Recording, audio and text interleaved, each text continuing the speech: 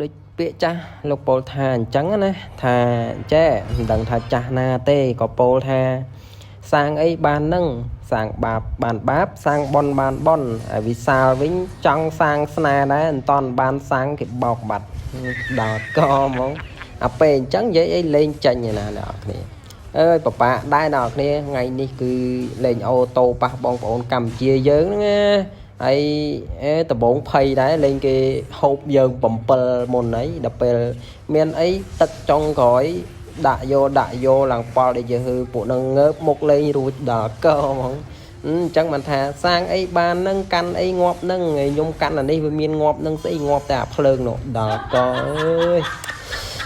កាលមិនឈ្នះទៀតអ្នកគ្នាតើអ្នកគ្នាចង់បានដួយប្រវាយសោមដៃអីកុំភ្លេចតាក់តងមកខ្ញុំណាអ្នកគ្នាហើយកែនេះចង់និយាយច្រើននេះចង់និយាយថាឈ្នះទៀតហើយអ្នកគ្នាជួយទិញដួយប្រវាយសោមដៃវិសាលផងអ្នកគ្នាបាទដាច់បាយហើយ